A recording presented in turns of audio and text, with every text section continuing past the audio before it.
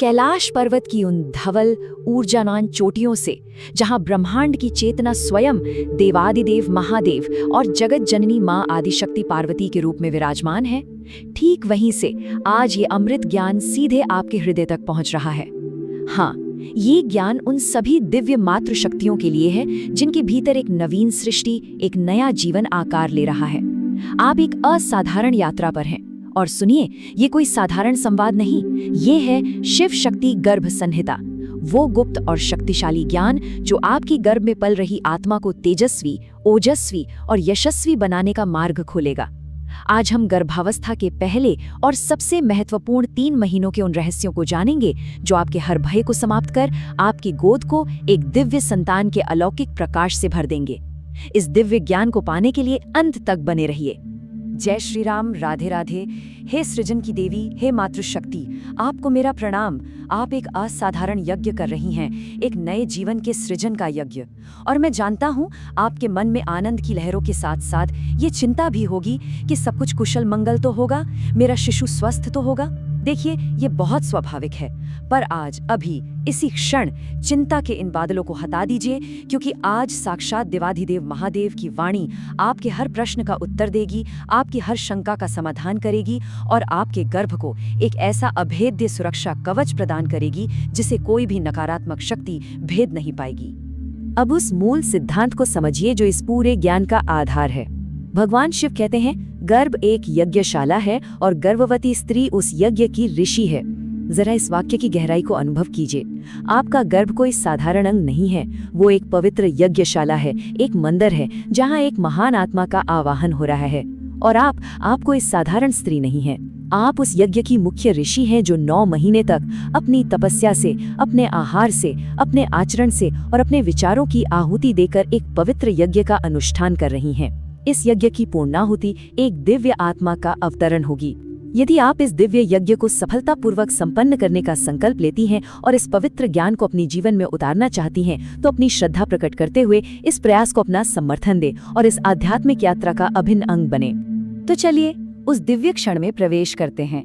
कल्पना कीजिए, कैलाश पर्वत पर शांत ध्यानमग्न महादेव के समक्ष जगत का कल्याण करने वाली माँ पार्वती विराजमान हैं। पृथ्वी लोक पर आप जैसी लाखों गर्भवती माताओं की आशा, उनके भय और उनकी अनकही प्रार्थनाओं को माँ अपने हृदय में अनुभव कर रही हैं। उनके मन में करुणा का सागर उमड़ता है और वे आपकी प्रतिनिधि बनकर आपके सभी प्रश्नों को लेकर देवाधिदेव महादेव के समक्ष पहुंचती हैं। और देखिए, माँ के हृदय की करुणा। माँ पार्वती कितनी कोमलता और वात्सल्य से आपके मन के प्रश्न पूछती हैं। हे प्रभु, ये जो पहले और सबसे महत्वपूर्ण 3 महीने हैं, इनमें माताएं अपना आहार कैसा रखें ताकि शिशु का तन सुदृढ़ बने। वे आसुरी शक्तियों, बुरी नजर और नकारात्मक ऊर्जाओं से अपने कोमल शिशु की रक्षा कैसे करें, और वे ऐसा क्या दिव्य उपाय करें कि एक तेजस्वी, गुणवान, यशस्वी और धर्मपरायण संतान को जन्म दे सकें। ये केवल माँ पार्वती के प्रश्न नहीं हैं, ये आपके मन में उठ रहे हर एक सवाल की प्रतिध्वनि है जिनका उत्तर अब स्वयं महादेव देंगे।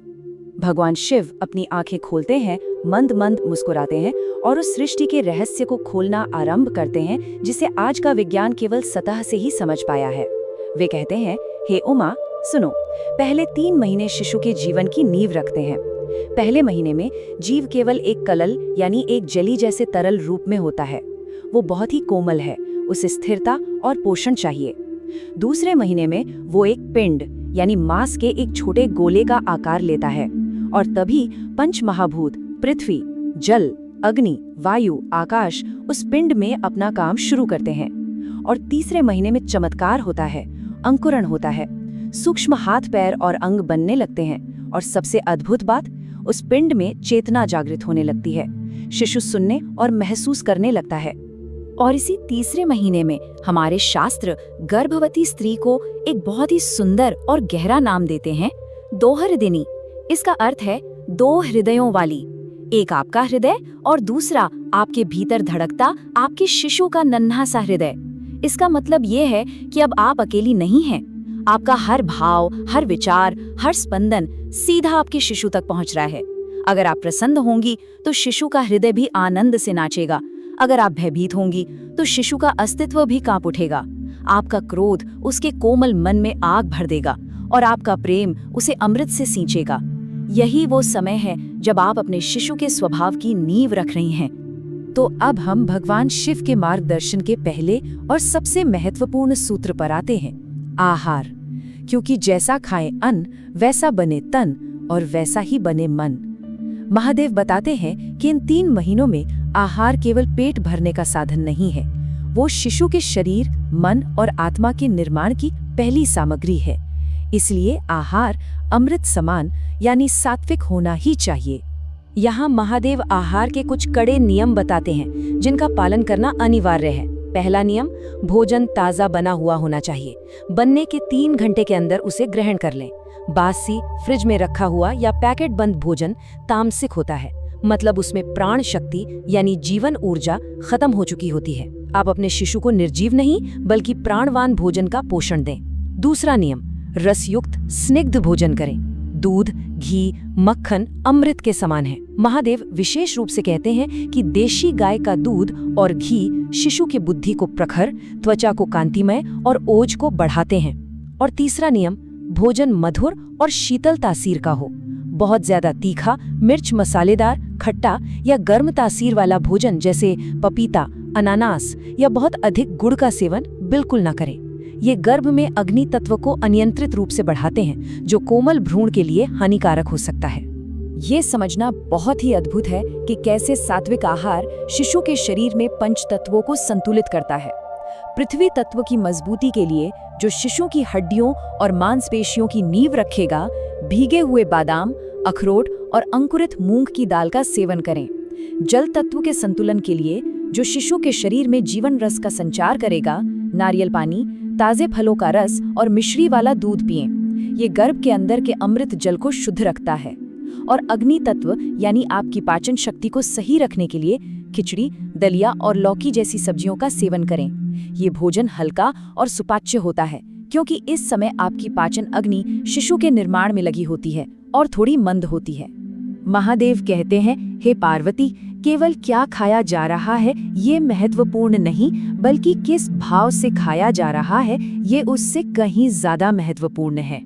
जब भी आप भोजन करने बैठें तो पहले ईश्वर को धन्यवाद दें और जब भोजन का एक एक ग्रास ग्रहण करें तो मन में ये पवित्र भाव लाएं, ये ग्रास मेरे शिशु के लिए भगवान का भेजा हुआ प्रसाद है। इससे मेरे शिशु का तन, मन और आत्मा पोषित हो रहा है। इस एक भाव से आपका साधारण भोजन भी अमृत बन जाएगा। याद रखिए, कभी भी क्रोध, चिंता या रोते हुए भोजन ना करें, क्योंकि वो नकारात्मक ऊर्जा विष बनकर भोजन के साथ आपके शिशु के स्वभाव का हिस्सा बन जाएगी। आहार के बाद अब बात करते हैं आपके आचरण और दिनचर्या की। ये सिर्फ शारीरिक सावधानी नहीं है, ये आपके शिशु के लिए एक सुरक्षित, शांत और दिव्य वातावरण बनाने की कला है। याद रखिए, आपका गर्भ एक मंदिर है और आपकी दिनचर्या उस मंदिर की पूजा। आपका हर कदम, हर कार्य अब आपके शिशु के भविष्य का निर्माण कर रहा है। महादेव यहाँ शारीरिक और मानसिक सुरक्षा पर विशेष जोर देते हैं। शारीरिक रूप से अचानक झटकों से बचें। तेज दौड़ना, भारी सामान उठाना या ऊबड़-खाबड़ रास्तों पर यात्रा करना पूरी तरह से वर्जित है। और सोने की सबसे अच्छी स्थिति है बाईं करवट, जिसे वामकुक्षी कहते हैं। इससे आपके शिशु को गर्भनाल के द्वारा खून और ऑक्सीजन का प्रवाह बिना किसी रुकावट के सबसे अच्छे तरीके से मिलता है। और मानसिक रूप से भय, चिंता और क्रोध का पूरी तरह त्याग कर दें। जब आप क्रोध करती हैं तो आपके शरीर में जहरीले हार्मोन्स बनते हैं जो गर्भनाल के द्वारा सीधा शिशु के मस्तिष्क को नुकसान पहुंचाते हैं। डरावनी फिल्में, लड़ाई झगड़े या कलह भरे माहौल में रहना शिशु के कोमल मन के लिए जहर के समान है। ये पति और परिवार का भी परम धर्म है कि वो आपको हमेशा प्रसन्न, शांत और आनंदित रखें। आपका आनंद ही शिशु का सबसे अच्छा पोषण है। अब हम एक ऐसे रहस्य पर से पर्दा उठाने जा रहे हैं जो अत्यंत अद्भुत और शक्तिशाली है। भगवान शिव कहते हैं कि गर्भ में शिशु केवल एक मांस का पिंड नहीं है, वो एक चैतन्य आत्मा है जो सब कुछ सुनती है, समझती है और सीखती है। गर्भ ही उसकी पहली पाठशाला है और आप उसकी पहली गुरु हैं। और इस बात का प्रमाण हमारे ही पुराणों की अमर कथाओं में छिपा है। भक्त प्रहलाद की कथा को याद कीजिए। जब असुर राज हिरण्यकशिपु तपस्या करने गया तो देवों ने उसकी गर्भवती पत्नी कयाधु का हरण कर लिया। तब देवर्षि नारद ने उन्हें छुड़ाया और अपने आश्रम में आश्रय दिया। वहां जब प्रहलाद अपनी माता कयाधु के गर्भ में थे, तब देवर्षि नारद ने उनकी माता को भगवान नारायण की भक्ति की अमृतमयी कथाएं सुनाई। कयाधु तो सुनते सुनते सो जाती थीं, पर गर्भ में प्रहलाद उन कथाओं को सुनते रहे और जन्म से ही हरि के परम भक्त बन गए। ये इस बात का सबसे बड़ा प्रमाण है कि एक माँ की भक्ति और उसके द्वारा सुने गए सत्संग शिशु की आत्मा का निर्माण करते हैं। और फिर वीर अभिमन्यु की कथा है। जब माता सुभद्रा गर्भवती थी, तब एक दिन अर्जुन उन्हें चक्रव्यूह भेदन की बहुत ही गुप्त कला समझा रहे थे। उन्होंने प्रवेश करने के 6 द्वार भेदने की विधि बताई। गर्भ में ही अभिमन्यु ने वो सब ध्यान से सुनकर सीख लिया था, पर 7वें द्वार की विधि बताने से पहले ही माता सुभद्रा को नींद आ गई और अर्जुन ने बताना बंद कर दिया। इसका परिणाम हम सब जानते हैं। ये कथा हमें सिखाती है कि गर्भ पहली कक्षा है, इसलिए अच्छे साहित्य पढ़ें, वीरों की गाथाएं पढ़ें और ज्ञान बढ़ाने वाली बातें सुनें, क्योंकि आपका शिशु हर शब्द को अपने अंदर उतार रहा है। अष्टावक्र की कथा एक बहुत बड़ी सावधानी का संकेत देती है। जब वे अपनी माता के गर्भ में थे, तो उनके पिता ऋषि कहोड़ वेद पाठ में बार बार कुछ गलतियां कर रहे थे। गर्भ से ही उस चैतन्य आत्मा ने उन्हें टोक दिया, पिताश्री आप अशुद्ध पाठ कर रहे हैं। अपनी गलती पर लज्जित होने के बजाय पिता को गुस्सा आ गया और उन्होंने गुस्से में आकर गर्भ में ही शिशु को शाप दे दिया कि तू 8 अंगों से टेढ़ा होकर जन्म लेगा। ये कथा हमें बताती है कि गर्भ में शिशु बहुत ज्यादा संवेदनशील होता है। माता पिता की वाणी, उनका व्यवहार, उनका क्रोध, सब कुछ शिशु के व्यक्तित्व पर एक कभी न मिटने वाली छाप छोड़ता है। अब माँ पार्वती के उस प्रश्न पर आते हैं जो हर माँ के हृदय को चिंतित करता है। नकारात्मक शक्तियों, बुरी नजर और अनिष्टकारी ऊर्जाओं से शिशु की रक्षा कैसे करें? इस संसार में जहाँ प्रकाश है, वहाँ छाया भी है, पर आपको जरा सा भी चिंता करने की जरूरत नहीं, क्योंकि अब स्वयं त्रिकालदर्शी महाकाल आपको वो अभेद्य गर्भ सुरक्षा कवच प्रदान कर रहे हैं जिसे इस ब्रह्मांड की कोई भी नकारात्मक शक्ति भेद नहीं सकती। ये है वो अमोघ, अचूक और शक्तिशाली स्तोत्र, गर्भ रक्षा स्तोत्र। हर दिन सुबह स्नान के बाद पूरी श्रद्धा और विश्वास से अपना दाहिना हाथ अपने पेट पर रखें और इस स्तोत्र का कम से कम 11 बार पाठ करें। आइए इस दिव्य मंत्र को हृदय से दोहराएं। पुमान पुंसो अधिके वीर्ये स्त्री स्याद अधिके स्त्रियः, साम्य पुमान पुंसो रेतो यस्माद् गर्भस्ततो भवत्, रक्ष रक्ष महादेव रक्ष त्रैलोक्य रक्षक, भक्तानाम अभयम कर्ता त्राहि माम शरणागताम। इसका भाव है, हे महादेव, हे त्रिलोक्य रक्षक, आप ही तो हैं जो भक्तों को अभय दान देते हैं। मैं आपकी शरण में आई हूँ, मुझ पर और मेरे गर्भ पर अपनी कृपा दृष्टि बनाए रखें। मेरी रक्षा करें प्रभु, रक्षा करें। ये सिर्फ शब्द नहीं है, ये एक अभेद्य कवच है। जब आप इसे श्रद्धा से जपेंगी तो स्वयं महाकाल की शक्ति आपके गर्भ के चारों ओर एक दिव्य ऊर्जा का घेरा बना देगी। दूसरा महामंत्र है संतान गोपाल मंत्र। ये मंत्र केवल संतान प्राप्ति के लिए ही नहीं है, बल्कि ये गर्भ की सुरक्षा और शिशु को भगवान कृष्ण के समान तेजस्वी, स्वस्थ और बुद्धिमान बनाने के लिए है। तुलसी की माला से हर दिन 108 बार इसका जाप करें। जाप करते समय अपनी आंखें कोमलता से बंद करें और मन में बाल गोपाल के उस नटखट माखन चोर रूप का ध्यान करें जिनके मुख पर ब्रह्मांड का तेज है। कल्पना करें कि उनकी दिव्य ऊर्जा आपके गर्भ में प्रवेश कर आपके शिशु को उन्हीं के समान तेजस्वी, स्वस्थ और बुद्धिमान बना रही है। ये मंत्र है ओम श्रीम ह्रीम क्लीम ग्लौंग देवकी सुत गोविंद वासुदेव जगतपते देहि में तनयम कृष्ण त्वामहम शरणम गतः। मंत्रों की दिव्य शक्ति के साथ साथ महादेव कुछ सरल और बहुत ही शक्तिशाली व्यावहारिक उपाय भी बताते हैं। अपनी कलाई या कमर में हनुमान जी के चरणों से स्पर्श कराकर एक काला धागा 7 गांठें लगाकर बांधे। ये बुरी नजर और नकारात्मक ऊर्जा को सोख लेता है।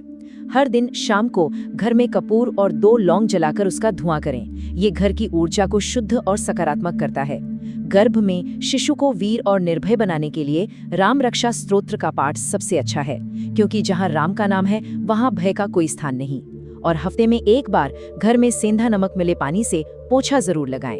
नमक में नकारात्मक ऊर्जा को नष्ट करने की अद्भुत क्षमता होती है। जहाँ कुछ करने के नियम हैं, वहीं कुछ न करने की कठोर चेतावनियां भी हैं।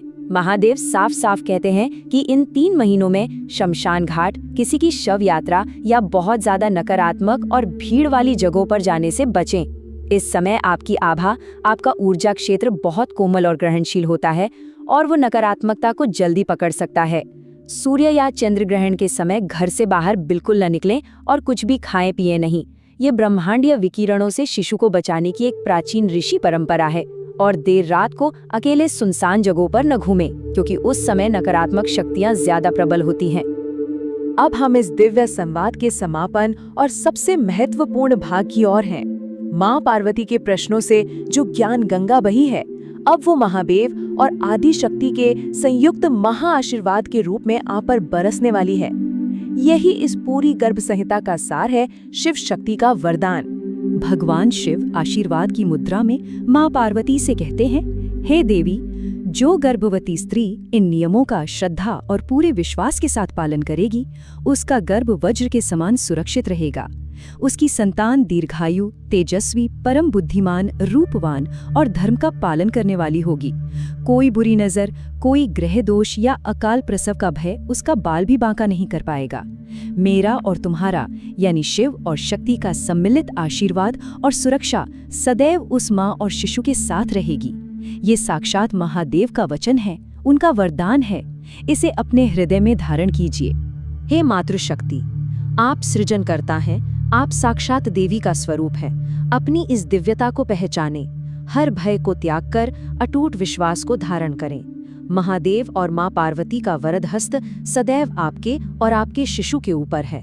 यदि यह दिव्य ज्ञान आपके हृदय को छुआ हो तो अपनी श्रद्धा प्रकट करते हुए इस प्रयास को अपना समर्थन दें और कमेंट बॉक्स में पूरी भक्ति के साथ जय श्री राम अवश्य लिखें। प्रभु श्री राम आपका और आपके गर्भ में पल रही दिव्य आत्मा का सर्वथा कल्याण करेंगे। शुभम भवतु, मंगलम भवतु।